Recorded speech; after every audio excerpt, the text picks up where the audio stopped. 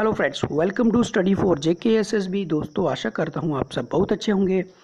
इस वीडियो में हम लेक्चर लेंगे रीजनिंग का वेन डायग्राम। तो वेन डायग्राम के बारे में डिटेल में समझेंगे। वेन डायग्राम किस प्रकार के क्वेश्चन एग्जाम में आ सकते हैं और उन क्वेश्चन को कौन सी अप्रोच के साथ सॉल्व किया जाना चाहिए।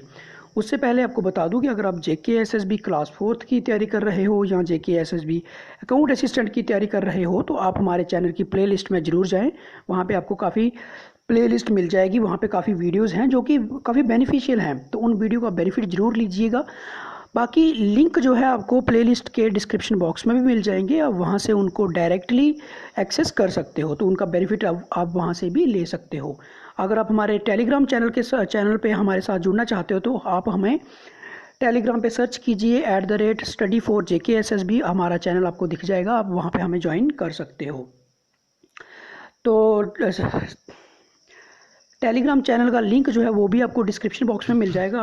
अगर आपको किसी प्रकार की कोई हेल्प की ज़रूरत हो तो आप मुझे व्हाट्सएप कर सकते हो। मेरा व्हाट्सएप नंबर भी आपको डिस्क्रिप्शन बॉक्स में मिल जाएगा। तो वीडियो स्टार्ट करते हैं अभी। तो देखिए, वेन डायग्राम से आपको दो क्वेश्चन या एक या दो क्वेश्चन तो डेफिनेटली आपको देखने को मिलेंगे आप एग्जाम में। ठीक है, तो इसको किस प्रकार से सॉल्व करना है वो समझेंगे, और ये क्वेश्चन किस प्रकार से आते हैं आपको ये भी समझना है।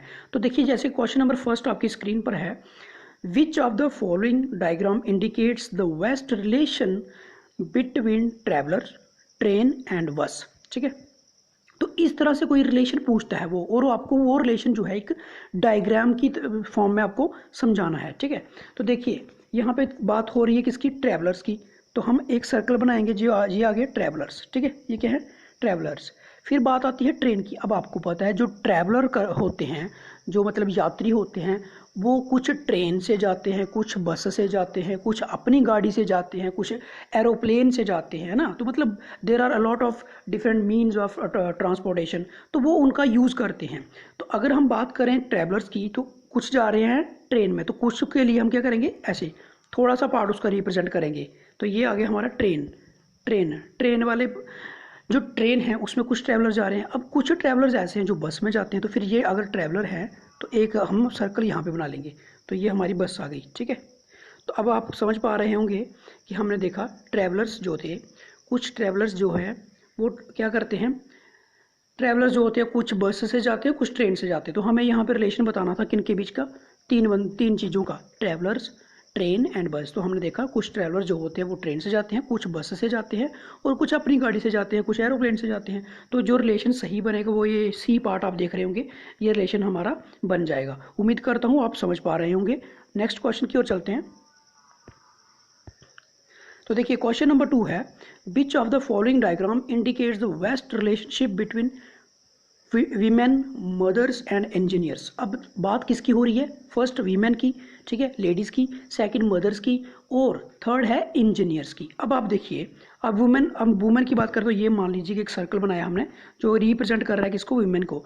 अब जो मदर है वो क्या है, वो सारी की सारी वीमेन है। तो मतलब इसका मतलब मदर जो है वो इसके अंडर आएगा, इसके अंदर आ जाएगा। ठीक है, मदर क्यों अंदर आया, क्योंकि जितनी भी मदर्स होती है वो सारी की सारी वुमेन होती हैं। ठीक है, अच्छा, फिर हम बात करते हैं इंजीनियर की। तो अब एक मदर भी इंजीनियर हो सकती है, एक वुमेन भी इंजीनियर हो सकती है, लेकिन सारी तो नहीं होती। तो इसलिए सम पार्ट के लिए जब हम सम को बताते हैं कि सम मदर्स आर इंजीनियर या सम वीमेन आर इंजीनियर, तो उसके लिए हमें क्या करना, उसका थोड़ा सा पार्ट हमें रिप्रेजेंट करना पड़ता है। तो ये वीमेन थी, ये वाला पार्ट जो है मदर को रिप्रेजेंट कर रहा है, और ये जो पार्ट है वो इंजीनियर को रिप्रेजेंट कर रहा है। तो अब ये आप क्वेश्चन मुझे लग रहा है कि आप समझ गए होंगे। तो इसका जो राइट ऑप्शन है आप देखो जरा, तो वो है ए ऑप्शन। ठीक है, ये ऑप्शन आपको अब समझ आया होगा।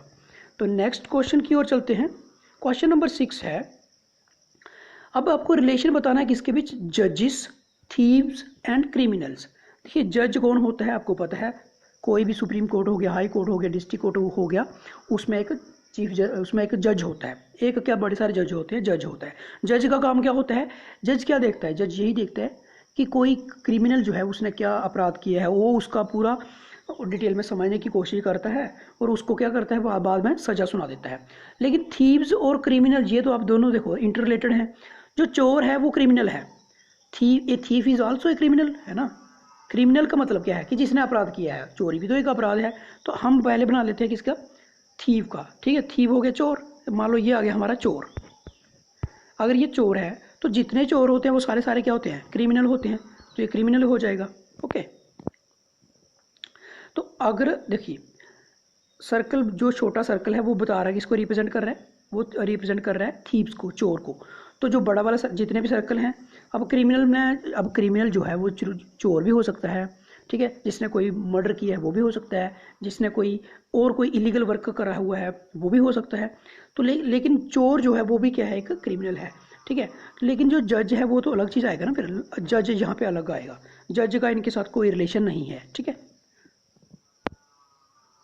तो ये इसका देखिए, इसका जो मैं फिर से समझा देता हूँ। देखिए सबसे पहले मान लीजिए थीव्स है, जितने थीव्स होते हैं वो सारे के सारे क्रिमिनल होते हैं, और जो जज होते हैं वो अलग आएंगे, ठीक है। जज यहाँ पे आएगा, ये है जज, ये क्रिमिनल, ये आ जाएगा थीव, ठीक है, और ये आ गया क्रिमिनल। तो आप देख पा रहे होंगे किस तरह का बन रहा है। हम देख रहे हैं कि एक सर्कल के ऊपर सर्कल है और इसकी साइड पे सर्कल है, तो इसका राइट ऑप्शन क्या हो जाएगा, ऑप्शन बी जो है इसका राइट ऑप्शन हो जाएगा, ठीक है। नेक्स्ट क्वेश्चन की ओर चलते हैं। अब देखिए यहाँ पे जो इसने जो रिलेशन पूछा है वो पूछा है इंडिया, हरियाणा और वर्ल्ड।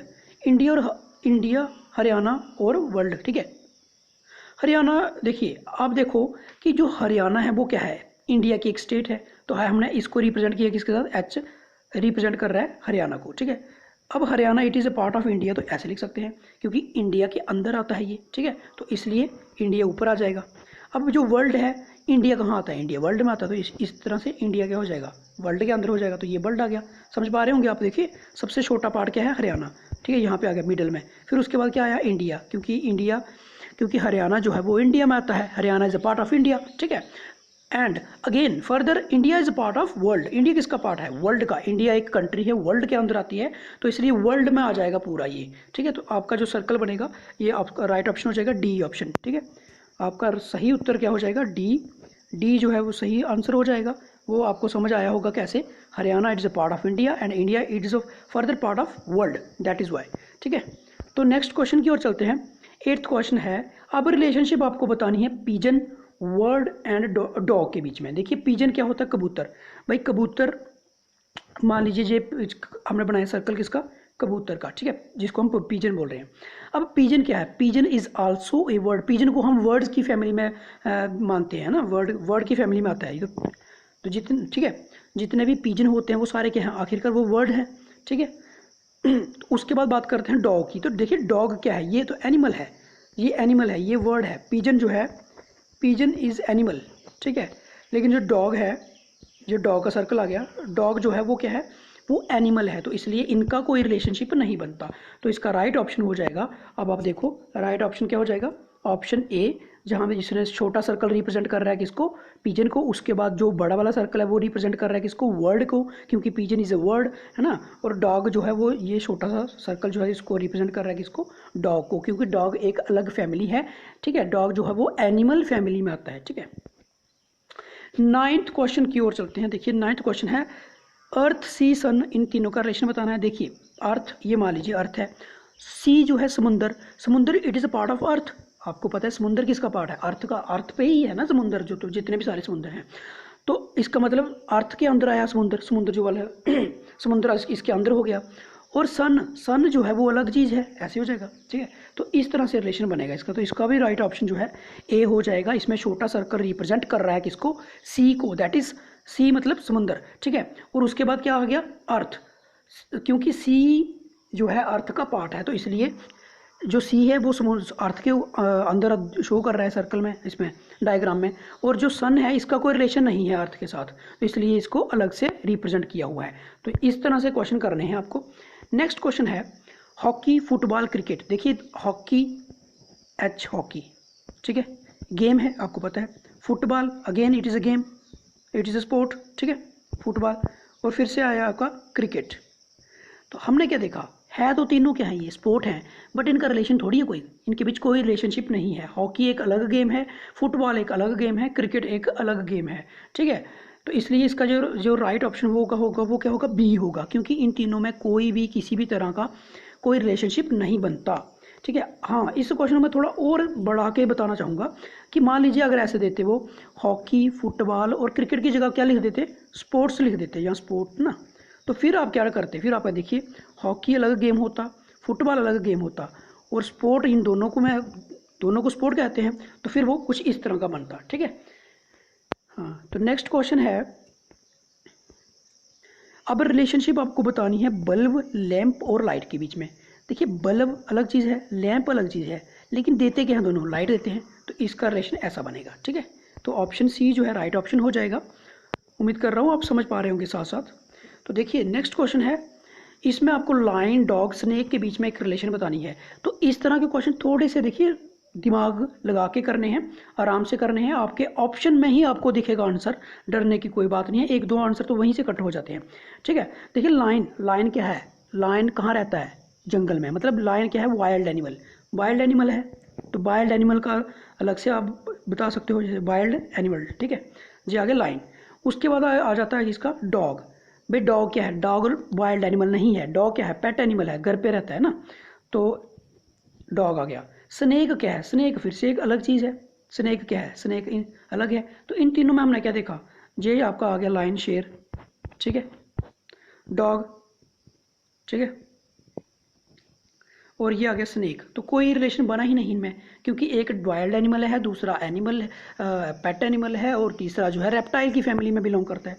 तो मतलब there is no relationship among the three, तो इसका राइट ऑप्शन हो जाएगा सी ऑप्शन। ठीक है, तो नेक्स्ट क्वेश्चन की ओर चलते हैं, that is last question of the session. Moon, sun and earth, इनका बताना है। देखिए मून अलग चीज़ है, मून अलग चीज़ है, ठीक है। मून का क्या रिलेशन है अर्थ के साथ, मानते हैं कि इसका सैटेलाइट है, बट कोई रिलेशन नहीं है उसका। ठीक है, मून अलग चीज़ है, सन कहीं और है और अर्थ कहीं और है, तो तीनों में कोई रिलेशन नहीं दिखता हमें, तो इसलिए राइट ऑप्शन सी हो जाएगा। ठीक है, तीनों में कोई रिलेशनशिप नहीं है। उम्मीद करता हूँ आपको समझ आई होगी। मैंने आज ये जो वीडियो आपके लिए लाई थी, ठीक है, आपको समझ आया होगा, ये क्वेश्चन जो है आपको समझ आए होंगे, और ये भी पता चला होगा कि इन क्वेश्चंस को किस प्रकार की अप्रोच के साथ आपको डील करना है, किस प्रकार से आपको इनको सॉल्व करना है पेपर में। एक दो क्वेश्चन आपको यहाँ से ज़रूर देखने को मिलेंगे। नेक्स्ट मैं एक और वीडियो लाऊंगा इसके ऊपर, उसमें हम थोड़ा और इसको डिटेल में समझेंगे, उसमें हम इसका एक सेकेंड पार्ट है वो समझेंगे कि जब स्टेटमेंट वाइज क्वेश्चन होते हैं तो उनको कैसे करना है। ठीक है, तो मिलते हैं अगली वीडियो में, तब तक के लिए नमस्कार। आप इसी तरह से हमारे YouTube चैनल को सब्सक्राइब करें और हमारी सपोर्ट जो है करते रहें। Thank you.